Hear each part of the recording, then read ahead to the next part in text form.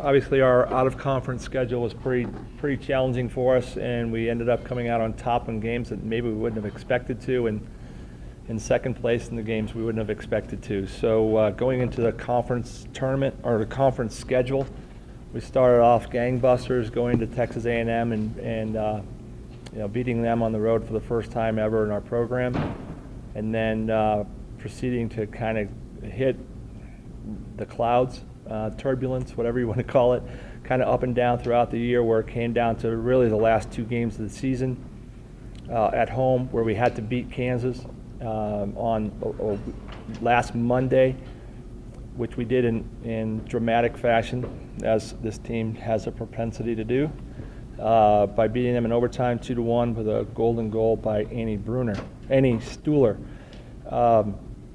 Then we had to. Then it came down to our last game on Friday against the University of Nebraska, who was 12-5-1 at the time, third in the table, the Big 12.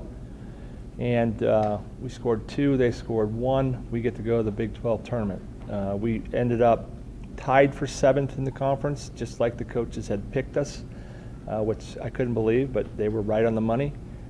We slipped to 8th in the initial tiebreaker. We were tied with Texas Tech. And since they beat us head-to-head, they go as 7 and we go as 8.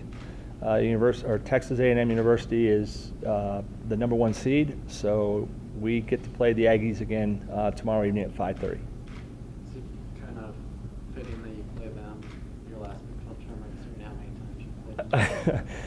We have played them a lot in the Big 12 tournament, but what I told our team is the way this team it's worked out, we probably wouldn't do it any other way other than the absolute most difficult challenge we could face. So, the tournament, I'm not necessarily a fan of the tournament. This year I obviously am, because it gives us a chance to play on. And sooner or later you got to play. You hear this all the time. You got to play the big ones to get to where you want to go, and you might as well play the top dog early.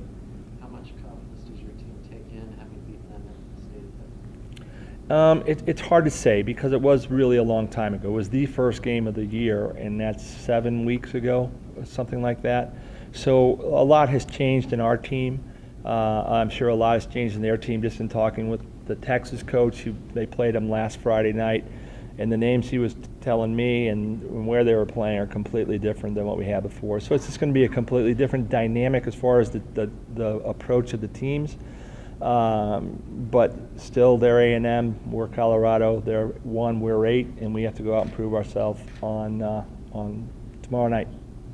Bill, they had been historically a tough matchup for you guys. Did you get over the hump? Did you learn something about it? Yeah, I think so. The game, again, cliche, whatever it is, the game can just destroy you.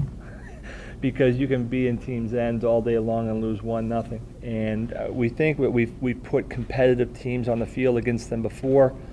A couple of years, 3-4 years ago, we had them here at home on senior day. We were up 1-0, had a penalty kick to make it 2-0 or something like that, and they score with 3 minutes left in the game to tie it, and we lose in overtime. So what do you learn? You'll learn that you can't take anything for granted in this game, more than any other sport there is, and you just have to go out and compete. And if they compete, sometimes good things happen. Certainly it happened on Friday for us against Nebraska. They certainly had opportunities to score. We scored ours, and we get to play on. So it's just having that confidence, or having that realization that you got to bring in every game.